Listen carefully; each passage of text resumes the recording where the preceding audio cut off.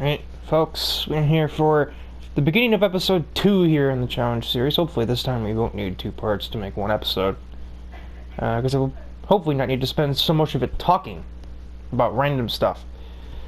To kick things off, for the first 3 races of the episode is the rear-wheel drive challenge. Kind of converted from the MR and FR challenges of the Gran Turismo games of old. Now it's just anything rear-wheel drive.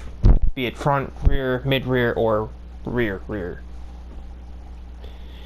So yeah, it has 3 races spread across 3 different pace levels.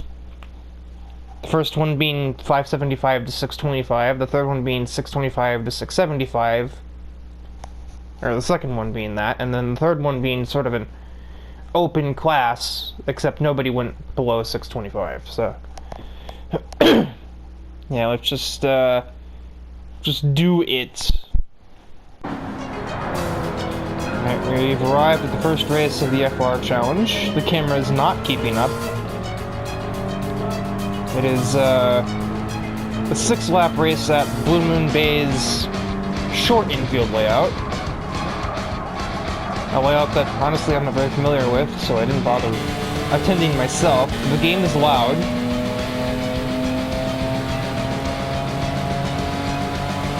I'll just have to live with that.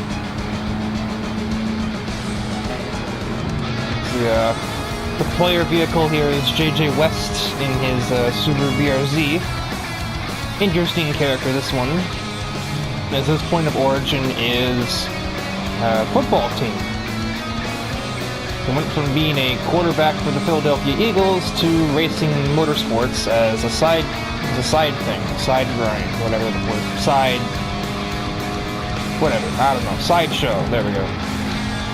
We have the Battle of the Mustangs attempting to consume an Alfa Romeo. Very similar tastes and designs between Nozomi Tojo and Axel Valentine. Axel Valentine, a friend of Thrasher's. And you can see by the way that he designs his Mach 1 that it's in more than just, you know, friendship, it's tastes for good measure.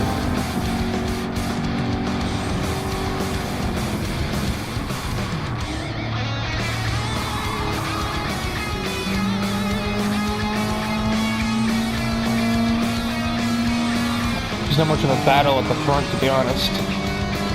JJ West making his way through the field. Now, this is a mix of 575 and 625 cars. Not an even split, mind you. I think there's way more 625s. Scott Weber was leading the 575 group. Not anymore, though. Now it's, you know, obviously now it's JJ West. Now, just because you're running the lower category, I think I've explained this already, but just because you're running in the lower category doesn't mean you're automatically, like subjecting yourself to a loss in points. No. Drivers are scored separately based on overall and on class, so... Scott Weber is taking decent points away from this, even though he's one of only 3 or 4 575 cars in the race. He's not beating JJ West, but he is beating Nico Yazawa and Isabella Flynn. So he's getting 2nd place points, and then 10th place points for overall. They're not really points, it's not like there's a point system, but like kind of like a credit, like a social credit.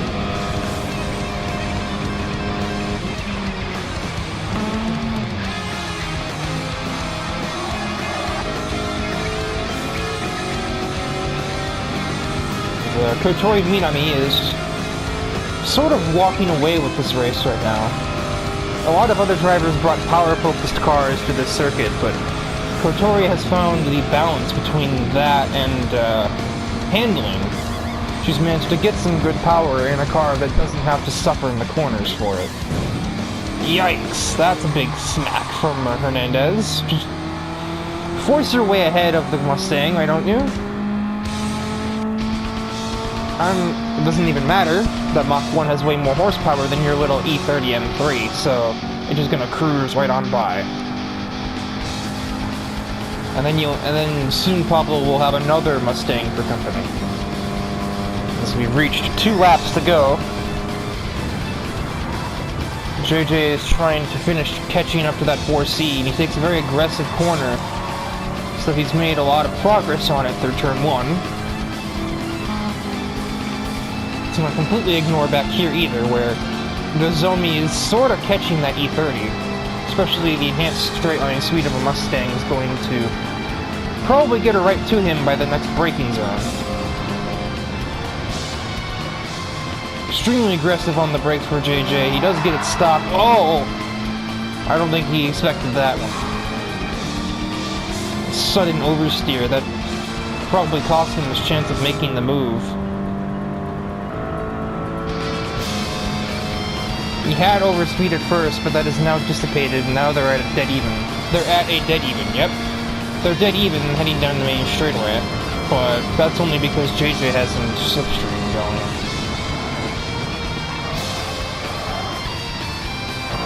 Not really a whole lot going on further back. The 575 crew is pretty spread out, and really, most of the race is spread out. These two are battling and these two are battling, but that's really it, other than the leaders. We have one more braking zone that's going to determine the outcome of the event. JJ applies later, gets it stopped, but another big slide that, again, is I think going to give Kotori Minami the victory.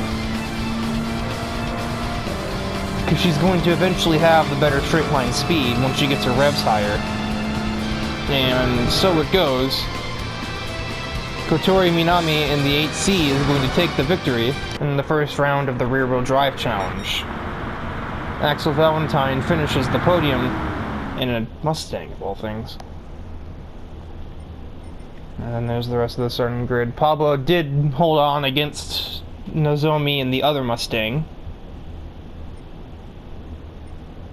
And, well, predictably, the 3575 cars are all down here other than JJ. So, now we shall move on to the second race of this 3-race trilogy. For the second round of this championship, we head to Lake Majeur's East Circuit, I believe. It's east or west. And we have the 2 overlaps, starting at the back of this random grid. Kotori, who had just gotten the victory in the last race, wants to go for 2 for 2. Not to mention, a race here probably means a great deal to her, a great deal more anyway.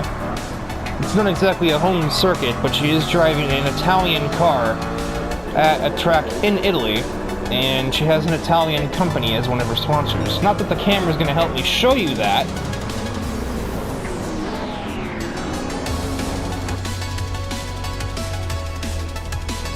Yeah, there. She's got Alpatore on her car, which I believe is an Italian fashion brand, based around Red Bull.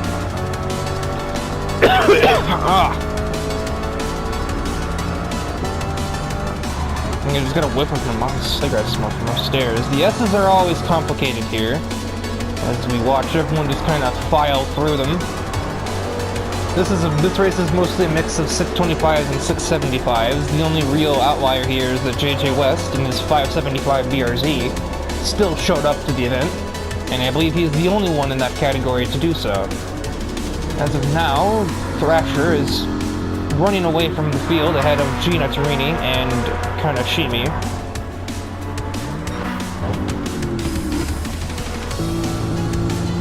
We have Chill Gemini, or Darius, his first name.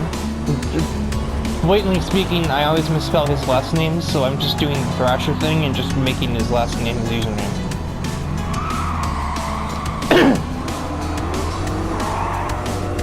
Kotori is surrounded by 675s. There's Axel Valentine, who's also making a reappearance in the championship, and just move Bradley out of the way.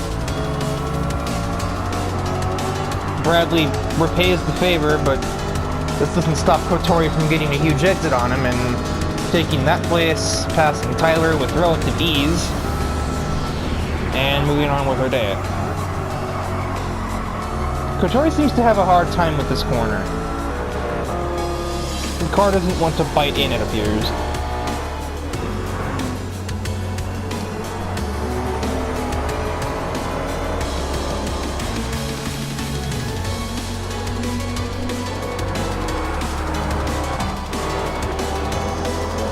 Kotori just made a pass on the exit of the S's.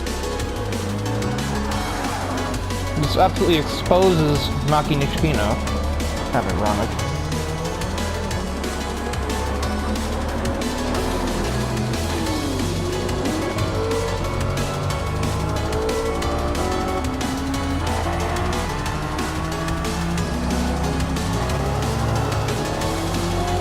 Here we can once again see that horsepower of that Stingray concept at work. Absolutely screams ahead of Macintosh, but then we hit the braking zone. Although it doesn't matter. I think there's like a total of like 1,700 horsepower on the screen here. And this only makes it like 1,900, that's kind of funny.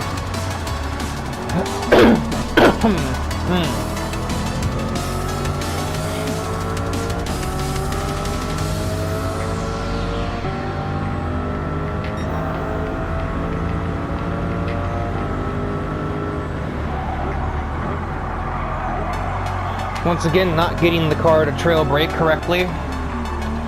Nishikino thinks she's got a move on Gemini, and that pass has been completed.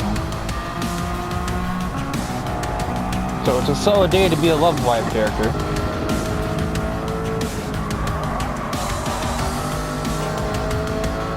We have another pass through the end of the S's. Looks like it, maybe? Yes. 2. And now she must attempt to pass Thrasher for the win. Probably at the last possible second, if I had to guess, if she can pull it off.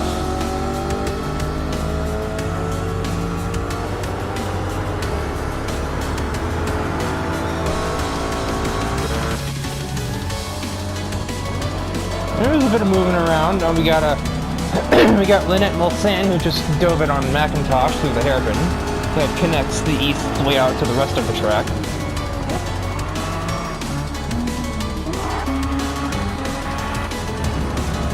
I think we'd be foolish not to just keep looking here. Final lap. We got another battle for the lead that's brewing. As we have another driver who spits in the face of the random grid, starting them in last place. But the horsepower on that Mustang is just untouchable. With the new approach to this corner, Kotori does manage to actually clip the apex this time.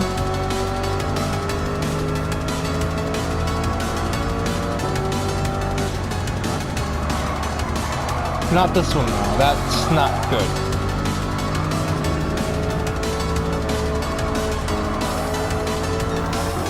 Oh, this is gonna be something here. Kotori is flashing her lights at him, trying to get him to make a mistake. She does a little bit of trolling. She's gonna send it at the last turn, but it was kind of half-send. Actually moves Thrasher up a lane, but we drag race to the line, and I kind of have the suspicion that that Mustang is gonna win that drag race.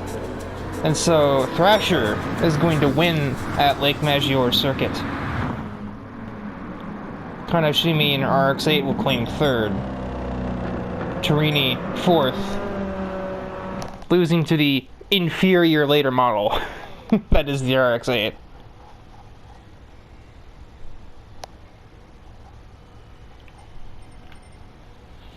I'm sure JJ West probably wishes he hadn't shown up. I mean, yeah, he gets full credit for winning the 575 class, but I'm sure that wasn't a very exciting race back there. He started last, basically. He only saw like one car, and that was when Kotori screeched ahead of him. Anyway, on to the 3rd race of the rear-wheel drive challenge. There we go. We've arrived for the 3rd and final race of the rear-wheel drive challenge. The camera is not keeping up with the program. We are, the POV car is Akira Taniguchi in his MK4 Supra. And this is going to be a bit of a mess. This is just like an open class race, so there's a bunch of 725s and 750s, but there's also a couple of 625s, like Honoka and Axel Valentine, who's also in this race. Akira Taniguchi himself is in a 675, technically, so he's kind of in that middle area. He's gonna go 3 wide, he's gonna make a bit of contact with me, but I don't think it really made much of a difference.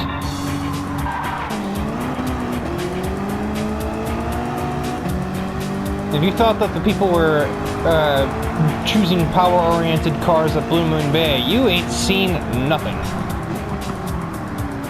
We got, like, Parker and Burt Wheeler and Thomas O'Reilly there, who all combined for a grand total of, like, 2,400 horsepower between their 3 vehicles.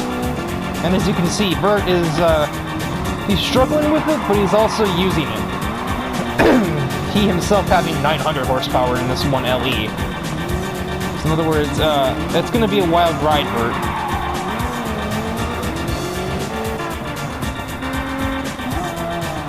Once again, Kotori Minami makes a reappearance, as a bit of a sibling rivalry perhaps may play out if Akira can get up to the lead and catch up to her sister in that Toyota Crown, as Michigo started on the pole. What am I looking at? Oh. There's the speed difference between all of these cars. I think I was at almost 200. Like, I think Thrasher was almost at 200. Never mind. You know, it's just the closing distance. He's only at 168. But me and Parker closed up on him so fast, doing like 190 something, that it just looked like he was going fast. As Tyler McIntosh has seized the lead from Michigo, Burt Wheeler, and myself follow suit. I give Rose, as she also likes to be good, she also goes by sometimes, a bit of a nudge. Thrasher seems to be trying to keep Parker off of the Toyota Crown driver, but there is just no use.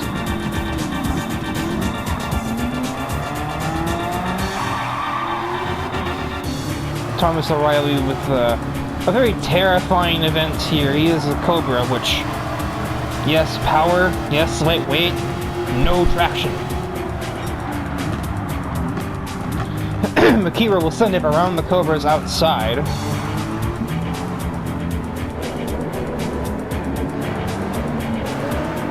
And isn't this just picturesque, Thrasher? I'm gonna take a screenshot real quick to set it out all the car name. It's like 3 of his guys and then him leading the crew, or leading the way.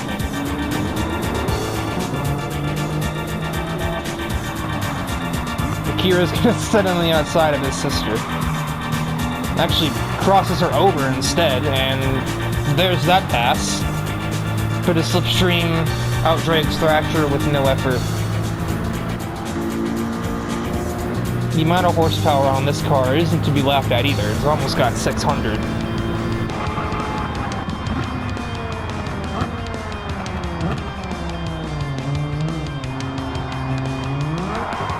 We got a battle of American muscle here for the lead, which Akira looks intent on becoming a part of. Corvette, Viper, Hellcat, Camaro for the lead. This is looking more like Stars and Stripes than the rear-wheel drive challenge. Don't worry, that'll be coming up later. Same thing with the Schwarz World Touring League, the British Car Championship, and the Japanese Championship. Or, yeah.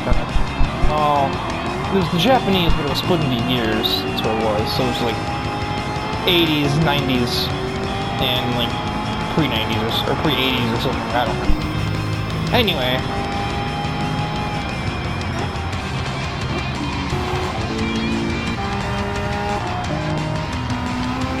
Tom DePrisco is sort of the last of the super fast cars to be making his way through the field. He's kind of being a little passive about it, to be honest. As Kotori is leading the 625 crew, only Axel Valentine and Honoka Kosaka are the other drivers in that category, so not a ton of competition, not when compared to the 675s, which there are 6, 7 of Akira, Thrasher, Stephanie, Michigo, Scott Weber, Dietrich Schwartz, and Mulsanne. Okay, now obviously that 458's got to just screech ahead of the Toyota, right? Go put the power down, you wimp! Heaven's sake! You're in a Ferrari, use it! Meanwhile, look back at the front, and Parker's already been overcome by Akira. He's looking to do the same thing to Tyler, and now to me, but now I have the horsepower advantage, you know. 560 versus, I think, like 720, I believe, in my car. Gives me a rear-end nudge. As we head around the world's weirdest carousel corner. You just did that to me. Okay. Alright, I'll just have to take that out. Or will I? Yeah, I will. Well, okay then. Oh. That doesn't look normal. That's the GT7 physics at work there. About gets it stopped for the hairpin, which is also a chicane. Yeah, everyone's gonna be struggling back here as all this horsepower, rear-wheel drive cars, and then slow corner exits. It's a recipe for Spinala. I see McIntosh under pressure from Parker behind. Thomas O'Reilly's nowhere nearby. He would love to contribute to the Stars and Stripes battle, I'm sure. Same with Thrasher. He doesn't really have the power to do that. He's in a lower class. As we head down this incredibly long straightaway, we can see the difference in power between Vert's car and really everybody else's, but especially Akira's. Although that said, the speed difference wasn't that much.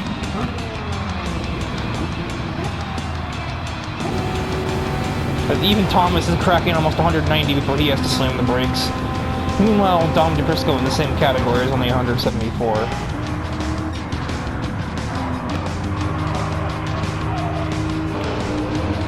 We're on the final lap. I didn't even look at the lap counter until just now. Kira's really pushing that car to try and catch Vert.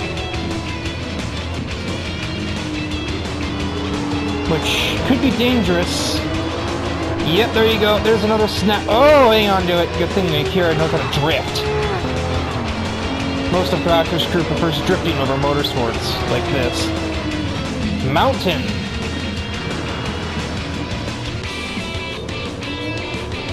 How picturesque. Now look at the cars, darn it. As Akira has the advantage going through here, but another snap. He's gonna... I don't think he's going to intend to, but he's going to move Vert out of the way due to that random oversteer. Vert covers him off at the turning point. A crossover from Akira. You can try and sit it on the outside. This corner is on camber like that. But Vert will just place the bus on the apex. And I think that horsepower is going to carry Vert Wheeler to the victory here at Fuji. Akira... maybe second place. Oh, okay, buddy. Listen here. Indeed, Vert Wheeler is the victor. Minus Akira, the rest of the top 6 are all American cars, so clearly the masters of horsepower are there. And eventually, Stephanie did get ahead of Thrasher. And DePrisco got ahead of both of them, but didn't win his category at all. He lost to Thomas. Yeah, the rest of the top 5 besides Akira is 750s. Akira obviously won the 675, but he has so much horsepower in that car that it's pretty much like spiritually a 725 car. Which you can see. You can see his performance numbers up here. I haven't changed out of this car. But yeah, that'll do it for the rear-wheel drive challenge. It's not a championship, so there are no points, really, and it's not like there's a definitive winner of the championship, because all 3 rounds of it had a different set of cars. It's dark! Hold on to your faith. Okay, we're at Trial Mountain for the 4th race of the episode.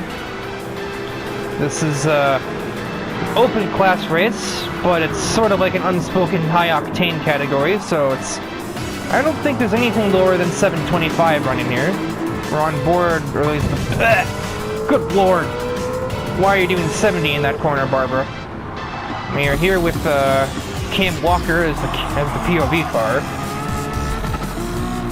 But unlike Unhinged, we don't have to look at him the whole time. We can watch as Eric Wojciechowski absolutely embarrasses Samuel Jansen on the outside.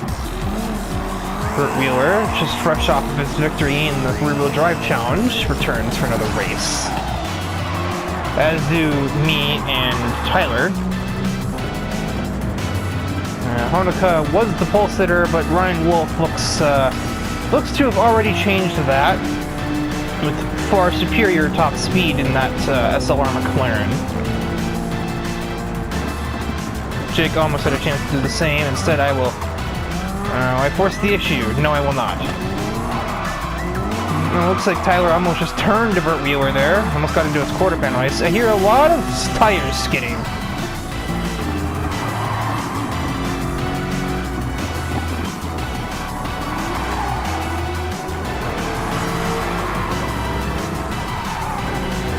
It's so dark I can't really make heads or tails of what's going on in broadcast cameras, so I'm just gonna go ahead and stay here. I forgot about this camera view. Oh, Jesus! Wow! Did Cam even attempt to brake there? Just absolutely destroyed McIntosh, and I think collected Burt Wheeler with it. Honestly, no, he probably didn't try to brake, now that I think about it. There's a bit of a mutual distrust between McIntosh and Walker, so I'm sure that's Cam sending a message violently. Cam learned from lap 1, don't sit behind 2 cars here. He's now on Jake's territory. Jake, I believe, would have home track advantage since Trail Mountain is now considered to be in Yosemite National Park, if I remember correctly. It's in California, and he is from California. Because Cam totally outbrakes himself.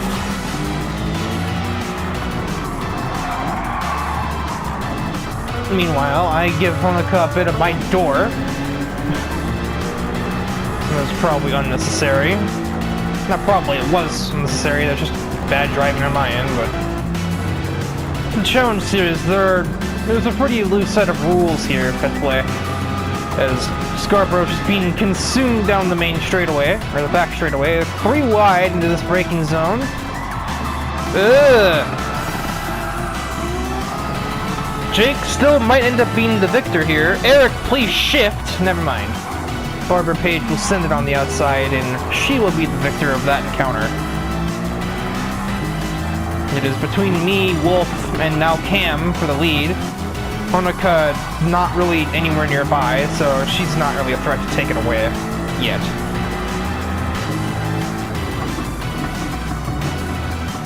Yeah, no, he knows where to brake. He's doing some... He does a little bit of trolling. He's trying to make me screw up. And look, he kind of has. I won't lie, he kind of did. It's a lot more effective at night than it is in the daylight when KOTOR was doing it to Thrasher earlier. But I have better horsepower, so get a load of this. But I do not have the nerves for that. I saw what Cam did to Tyler, and I'm not interested. Cam continues to do a bit of trolling on Ryan Wolf, who I'm sure is much more hardened to this kind of thing. In saying that, oh, they both get loose. Cam even gets loose, and he's in a 4-wheel drive car.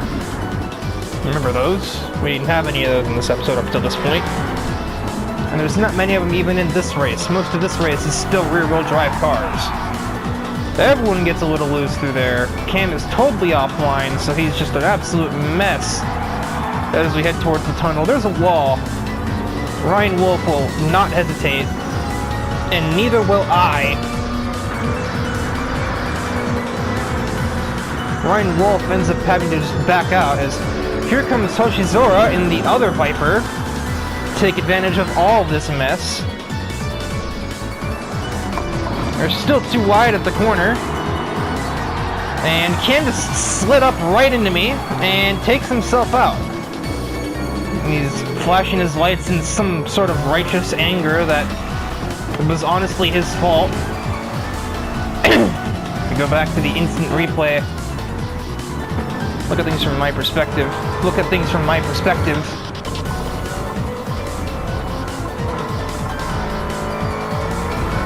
Or this is Cam's perspective. He just thinks he's cleared himself and he hasn't. This is really confusing because I'm seeing basically two Riker bubbles. I'm seeing my own and I'm seeing me, like the AI me. So yeah, we're like door banging here. And he just turns across me. Like he was taking the widest corner exit of all time and sort of forgot that there are other cars around him. After waiting for a few cars to pass, he continues on his way. And the sudden aggression is already showing itself as he botches that corner entirely.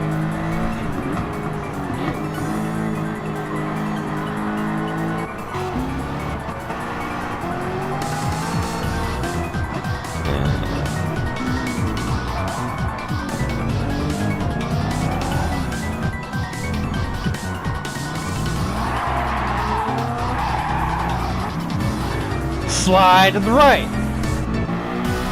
Cam is already back in 5th. He was 9th when he rejoined the circuit. And he's going to be in 3rd probably by the end of this straightaway.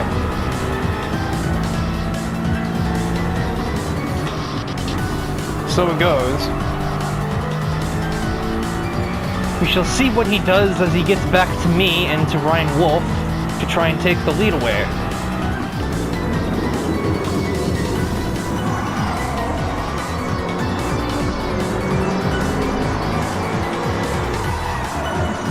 Barbara Page has entered the picture. I didn't even really pay much attention to the fact that she had overtaken Reen for P4. Yeah, give him a bit of a squeeze there. He shows displeasure, doors me on a straightaway, but ultimately takes me on the outside. Somebody has spun or just really slid out there. Nobody spun, nobody lost any places. Here comes the Viper horsepower, patent pending. We're gonna maybe be 3 wide again. No, I'm just gonna clear the both of them. And Cam is gonna dive pseudo around my outside. He's gonna do a bit of trolling. I think he's gonna, yeah, he's applying the bumper to me. But I'm not deterred. I've dealt with ARC drivers. He honestly is driving no different from one right now. I did not brake enough.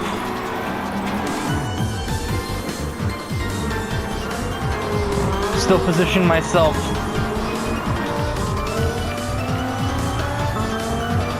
What will Cam do into the final braking zone? We've already seen him botch it once.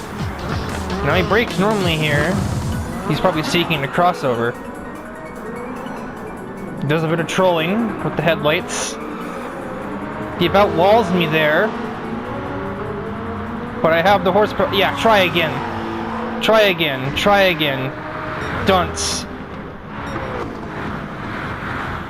The villain loses. We are in California after all, so Cam will be forced to settle with P2.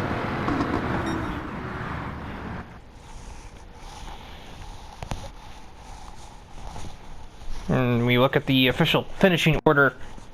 Barbara 4th. Ryan Wolf manages to hold on to 3rd over the onslaught of faster cars approaching. So he wins... No, does he win this? Yeah, he does win the 725 category. Cam's a 750 like me. Barbara 750, Eric 750. The next 725 is Jake. And then Honoka, Dom DePrisco. No, Honoka 750. Yeah, because there's... DePrisco, O'Reilly, and... I believe Ryan Stevens are the last of the 725s. Jansen struggled. He's in a 750, but he finished like half a lap behind the leader. And now we see Parker is nothing special when all of the cars in the race are as fast as his. Not like the potluck races where he's been getting wins because he's had a 750 car against a bunch of 600 cars. And we move now to the final race of the episode, which is, again, another one of the aforementioned potluck events. Here at the potluck race, and you can see the full grid in its glory right there. The singular light is away, and yeah, there's that four-wheel drive horsepower Hikari has.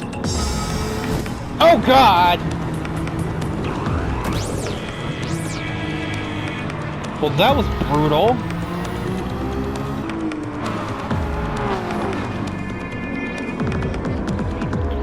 Oh, that looks even more sinful from this camera. He slides back across the track. Luckily, Kotori managed to take enough action to make it so that he could return safely. I would expect good things from Hikari at this circuit. This is a track he's won at in professional motorsports before. But right now, you'd have me fooled in that regard.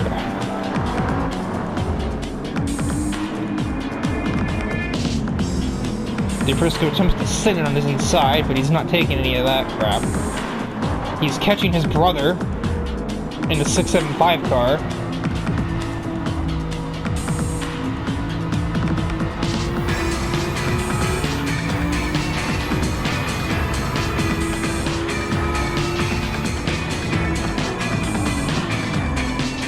Oh, God.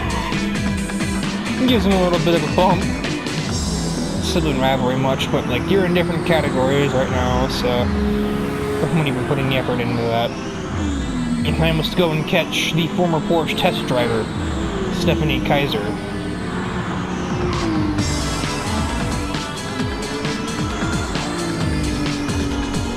Now he's starting to drive a little more like he knows the place, instead of sliding around like a yahoo through the first sector like he was. Mind you, part of it wasn't his fault. He got absolutely side-bashed by Mitorikawa Shiro right off the start.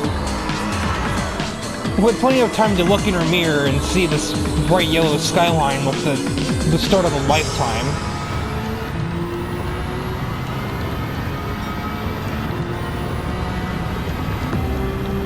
The simply brutal acceleration does not outbrake the Porsche driver, though. He brakes a little passively, honestly. Almost got Dom right back to him. And once again, I've drawn a random position, so I am in another race. Thrasher's been in 4 of the 5 races this episode, same as Kotori.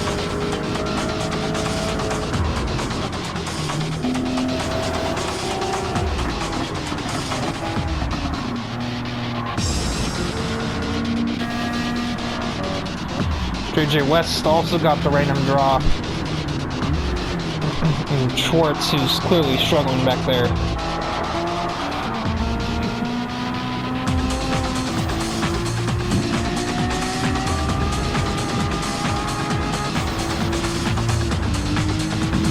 What the? Now, Wojciechowski's just pushing Taniguchi, or Akira, through the corner.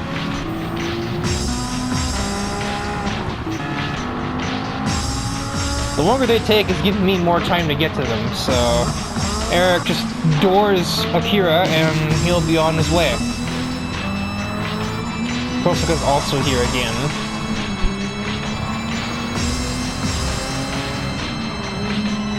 She's run 3 of the races in this episode, so there's a lot of drivers who have done a lot of work today, and then, like, a lot of drivers who just didn't show up at all.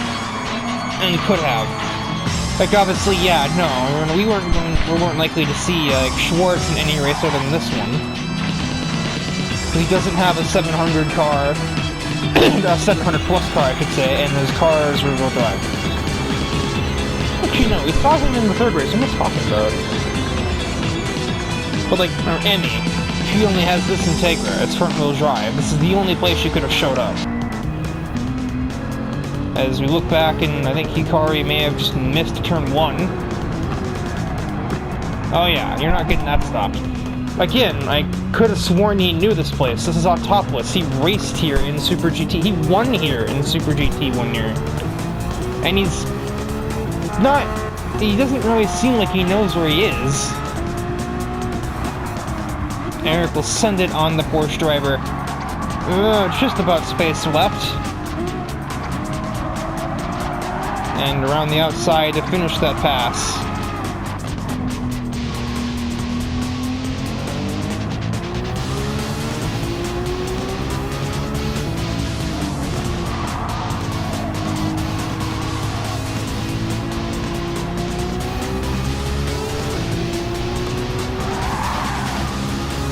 Okay, that doesn't make any sense. How is Hikari snapping there? I don't know.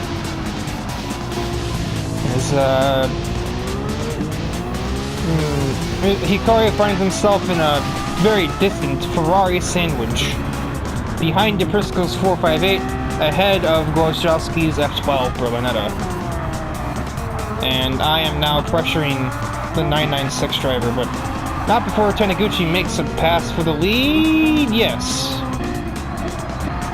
You can put it on the board. Yes.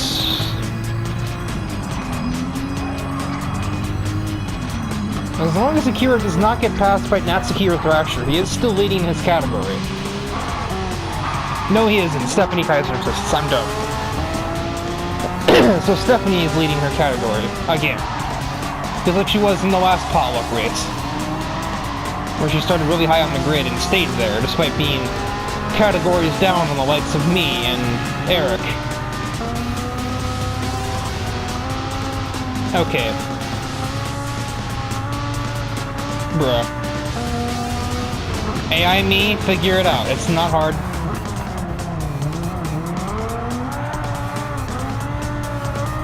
Oh my god, I can't look. I'm getting stupider the longer I look at my AI self.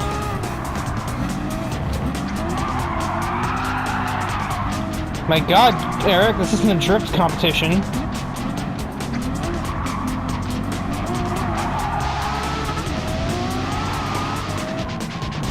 By the way, I still haven't passed her. Why am I the way that I am?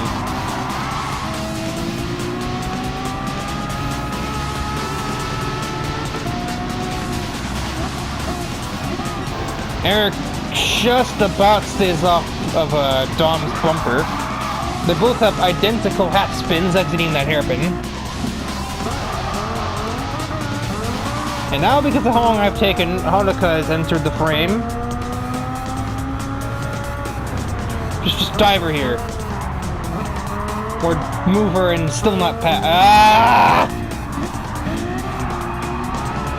It's a glorified beetle of me. Give me a break. As about potluck races, this is of course an endurance event, so I do believe this will be 2 laps to go coming up here.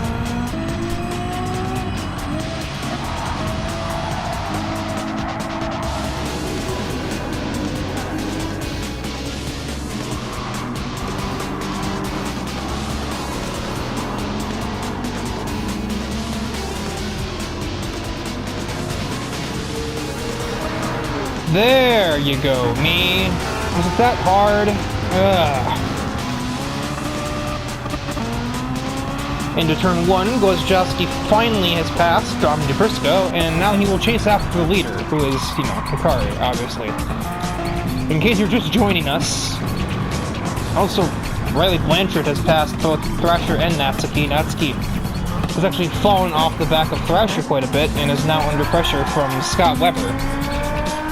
This is all in the same category, by the way. All these cars are 675, so these passes mean something if they get made. They mean a lot more, anyway. They mean something no matter what, but...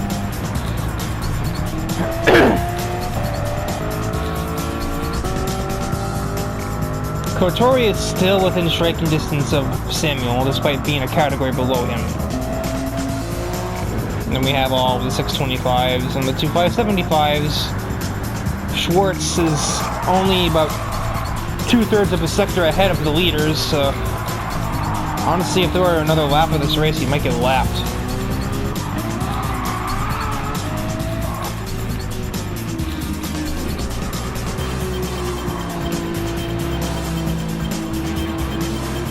Hikari is mowing the lawn a bit.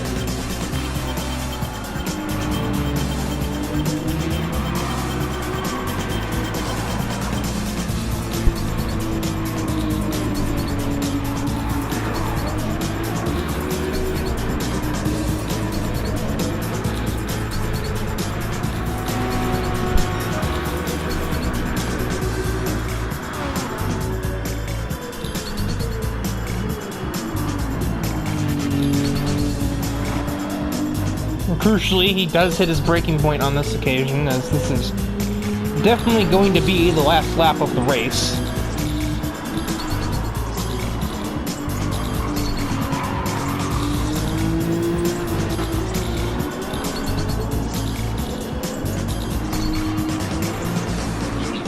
Noticeably less drifting from Eric on this time around, which is probably for the best, because otherwise I think that would have pretty much given the win to Hikari.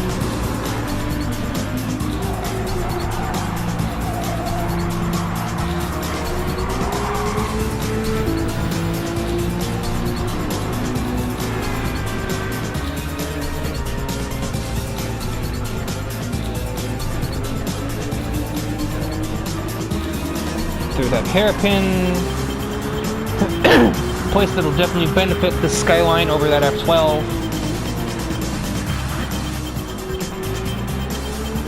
So it seems that in Hikari's case, he just needed a lap to remember the track, or 2, or 3.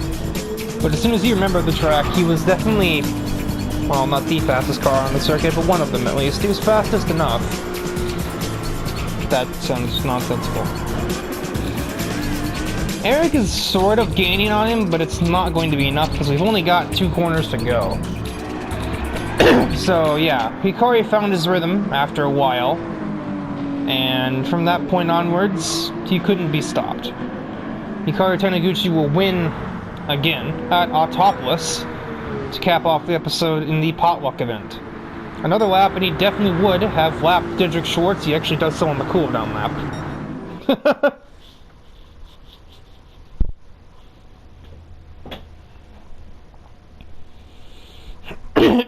Excuse me again. So as I glance onto the finishing results here, yeah, obviously Hikari wins the 750 category. Top 5 all 750s. No 725 started the race, so the next category down is all of the 675s, of which Stephanie Kaiser beat all of them over another member of Thrasher's crew, Akira, who couldn't quite complete the double class win for the Taniguchi brothers. But Stephanie's car is just very fast.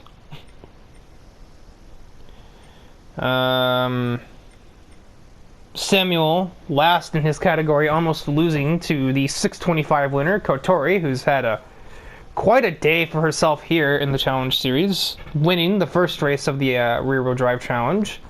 A narrow second place to Thrasher in the second round.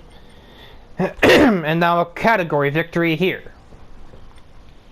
And then JJ West won a 2-car battle for 575. So, there you have it. That'll do it for this episode.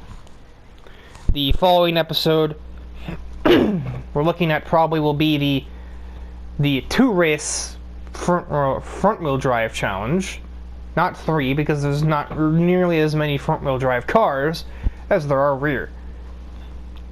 And they're all in 1 or 2 categories. I think there's only one 675 front-wheel drive car, and that's Shoji's FK8. He can just as easily drive the EK9 running 625.